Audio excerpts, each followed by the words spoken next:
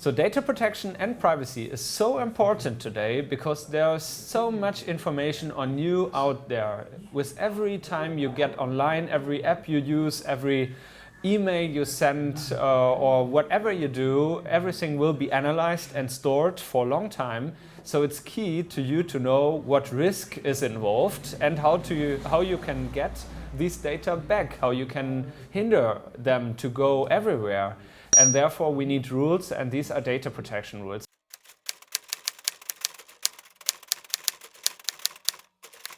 I didn't really change most of my behavior because I was already not really posting quite a lot of private stuff, but more or less political stuff, which I don't want to be private, but more or less public. But of course, in my private behavior, I changed because I'm using, for example, encrypted communication now. I try to reduce a bit what I post. And I think that this is also what most of the people do after they heard about the Snowden revelations, because I think that most of those people are now aware that their information could be analyzed and that they could have a disadvantage out of this. I think it's a real shame that there's no government in the European Union which gave protection to Edward Snowden, the central witness in this procedure. And I think that it's now up to the parliaments to push them to do it. Unfortunately, our Green amendment to protect Edward Snowden in the European Parliament was not voted by a majority. So we still have to do something to convince people that he is to be protected and that this information is very important for us to scrutinize.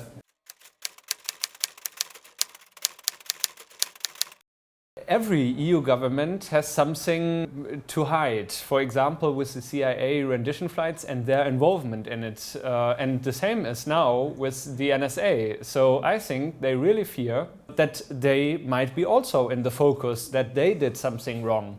And therefore, we need to really get active in parliaments, like the European Parliament, to point out that it's important to get this information into the public and to get consequences out of them, instead of accepting that governments still try to hide.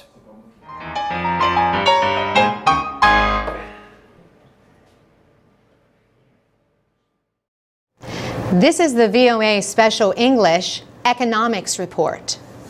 In early January, President Obama appointed Richard Cordray as director of the Consumer Financial Protection Bureau. This new government agency says it has already made home loans and credit card agreements easier for Americans to understand. But the Obama administration said the Bureau cannot supervise financial products like home loans without a director. The president used a measure known as a recess appointment to fill the position. He nominated Mr. Cordray last July, but the opposition Republican Party blocked a vote in the full Senate. Mr. Obama announced the appointment during a visit to Ohio. It was his first political campaign trip of the year. He told the crowd that the severe economic crisis 3 years ago did not happen because of too many financial rules. Mr. Obama said, "Does anyone think the reason why we got into such a financial mess, the worst financial crisis since the Great Depression, the worst economic crisis in a generation, that the reason was because of too much oversight of the financial industry? Of course not. We shouldn't be weakening oversight. We shouldn't be weakening accountability. We should be strengthening it." Senate Minority Leader Mitch McConnell criticized the president's appointment. Many Republicans oppose the new agency, saying its goals are not clear. They also want a group of people to lead the agency instead of a single director. The Consumer Financial Protection Bureau resulted from the Dodd-Frank Wall Street Reform and Consumer Protection Act of 2010. Its goal is to make the market for financial products safer. Educating Americans about investment and loan products, enforcing financial laws, and studying financial information are all part of its duties. The agency's budget is expected to be around $500 million. Richard Cordray served as Ohio's Attorney General for 2 years.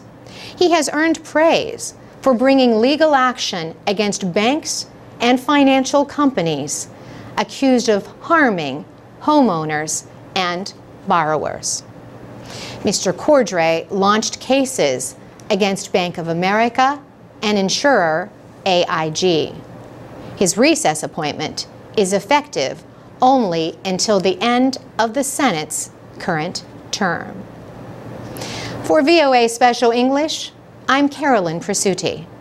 For more business news, go to voaspecialenglish.com, where you can download MP3s and texts of our programs. Read, listen, and learn English, and much more. Click on the classroom for learning activities and interactive features. And join us on Facebook, Twitter, and YouTube at VOA Learning English.